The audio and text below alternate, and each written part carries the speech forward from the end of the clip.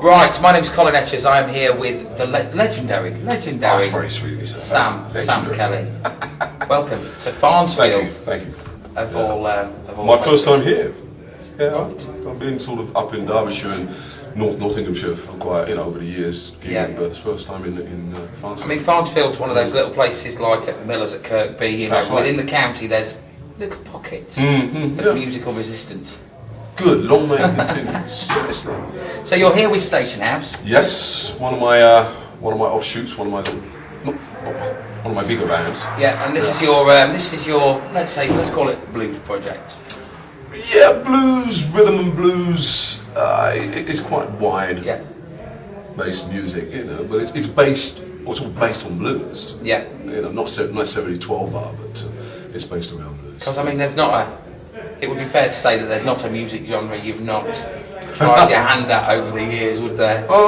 Hungarian folk music I haven't tried yet. Okay. Lithuanian, no, but I know what you mean. Bit of jazz, bit of folk, bit of reggae. I'm getting into. Do you know what I have discovered? I have discovered late. Somebody's asked me to go and play.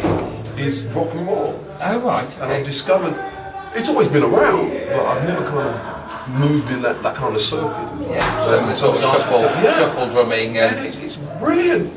It's absolutely a good shuffle drummer's worth his weight. This is what I'm beginning to find out. There's some great drummers out there, but in terms of shuffle drummers, it's a lot more few and far between. So what are you doing at the moment? Have you got an album out with Station House? We haven't got a Station House album out, not a new one. We have one that we recorded some time ago. Basically, we just haven't had time, luckily, to stop and then go in the studio and actually record an album, a new Station House album. We have there's another offshoot. There's a band called Forkan, and that's FOW. Forget the rest of it. And that's a little reggae project. It's a reggae project. It's a great album. It's basically the same. I use the same musicians on all my projects. Yeah. Whether I use all of them or whether I use some of them. Depends on various factors, but it's the same guys. Yeah. Because all of you are pretty much career musicians, aren't you? Exactly. Which is quite difficult these days.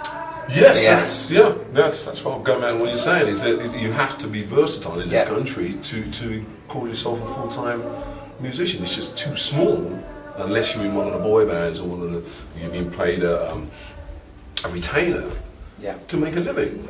So you get called to play whatever. Because I mean it would be fair to call you one of Britain's greatest drum whores, perhaps. Yes! None in the best possible take, but yes, I love it. I love the challenge of being called, because you get pigeonholed in this country, with respect to whether you play the drums or bass or guitar. You tend to get pigeonholed a lot, and for me, it's nice to get called, going back on what I was just saying, is by somebody saying, oh God, we need a drummer. I know this guy, but he's mainly a blues drummer, but try him. Yeah, and they'll call me out to be playing a style and genre that I'm not known in. Yeah, and I like that challenge because you just embrace music. And I think we were talking outside earlier about the kind of the genre-based trap really that music has kind of forced us all into. That's right. Where we're either blues fans or we're reggae fans, or I myself, and I'm guessing from yourself, we're music fans. We're just music fans, and I find that the more I play different styles, the more it opens me up to listening and enjoying the finer points of something that I was quite closed off to, if you see what I mean. For instance, like rock and roll. It was based off blues, but it was the political size of it, where in America, where it came from. You see what I mean? I don't need to go into all detail. People know what I'm talking about. It tended, as a black man, I tended to shy away. I'll give you another example, not necessarily about the music, but I went to Georgia, Atlanta, a few years ago.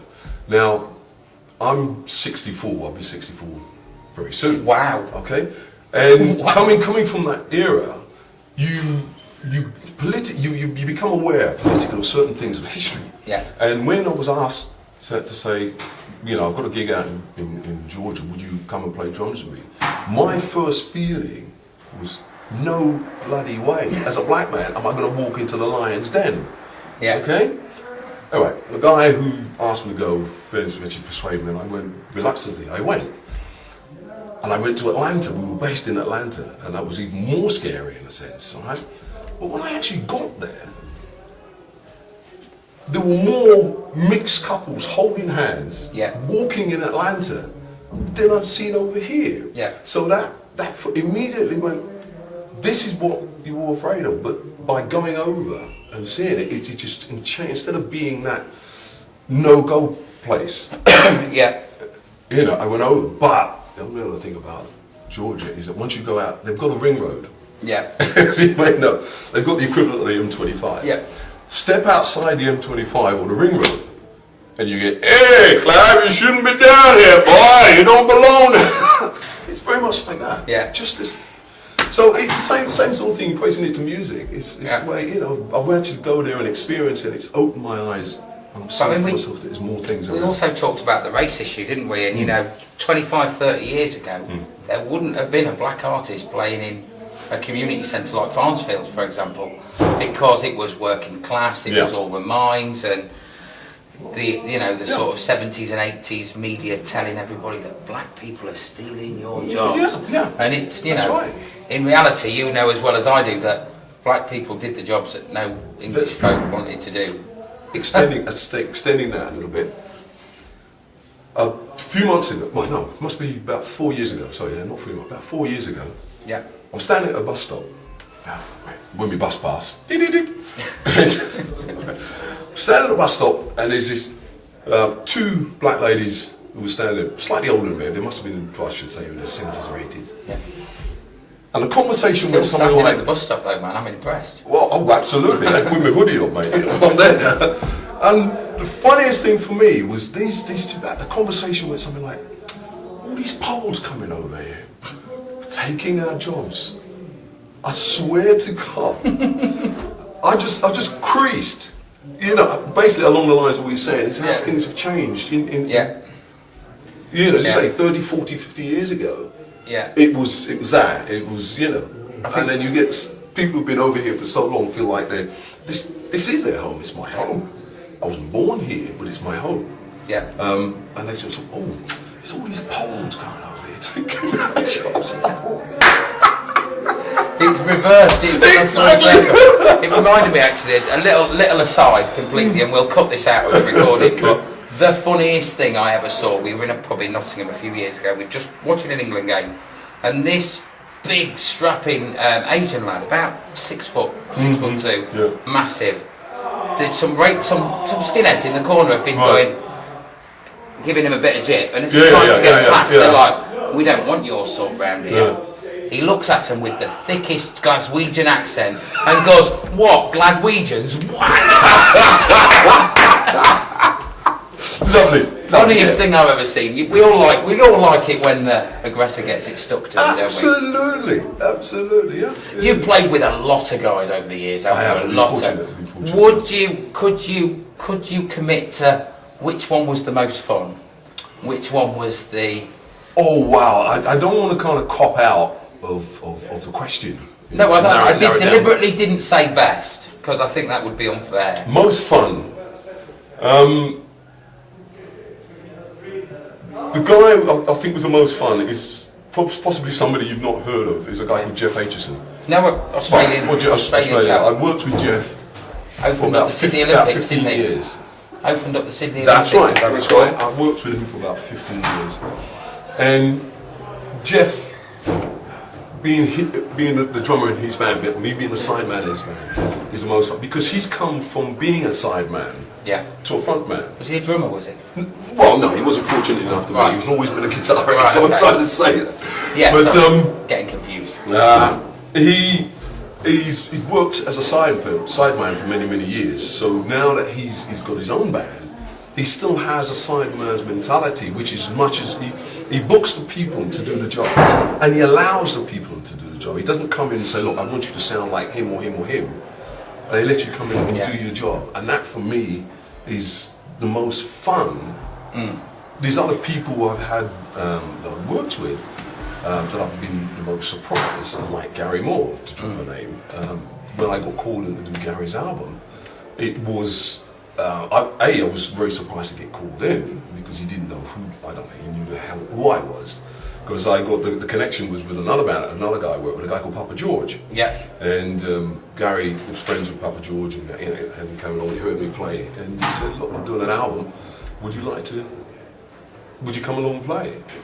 Gave him a card, and what did you say? 6 months, he called me up and said, look, right, let's go and do it. So those kind of things, even though you hopefully you don't get jaded with this business, you don't get cynical about it. These things are still a wonderful surprise that somebody calls you in, whether it's someone like Gary or whether it's Rita, whatever her name is down the road, who's just got a few songs. For me, the big joy still is to be called and say, would you come and contribute towards this? Doesn't matter if it's a name or not. So that's where, for me, that's where a lot of the fun is.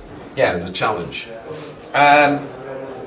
So you've got your reggae outfit's got an album out at the moment, haven't they? Do you want to give that a little plug? Yes, it's called Shadow of Rasta, and it's virtually Station House, same musicians I have in Station House, which is Paul Jobson, Spy Austin, Tony Kunter, this guy on drums, big fat black guy on drums, I can't remember his name. And we have a mate of mine, a guy called Jimmy Lindsay, who, we've known each other since we were both sperms together back in Jamaica. With our dads. He's known as, what's Lovers Rock style of it. It is that commercial kind of, and I don't mean commercial as in a horrible word, I mean it can appeal to a lot of people. I think it does appeal to a lot of people. And we have Jimmy in on vocals and percussion. Oh, the other guy I mentioned was Jerome Marcus on percussion as well. So yeah, it's hopefully it's very tuneful, but it's with the reggae feel running as a theme through it. But it's hopefully it's very tuneful. It's not heavy duty. Political or kind of, making it's just good old fashioned, sunshining, long cool drink reggae, isn't it? Exactly. No serious message to listen to. We could probably carry on doing this all night, Sam. So when I get back into a radio studio again, we'll have to have you up to co-host for an evening. I would love to. And we'll talk about the lot, because there's far too much stuff to cover. I would be 15 minutes before you do a gig. I really would be happy to. Thank you very much. My pleasure. For sitting down with us. And 64, man, I can't believe it. Thank you. You're looking pretty good for it, man. Well done. Yeah, it's still I enjoy life. I enjoy living. I enjoy where I am now. The time. My time of life. We'll see you again. And have a great gig. Shake that again. Thank you very much. Brilliant. Thank you.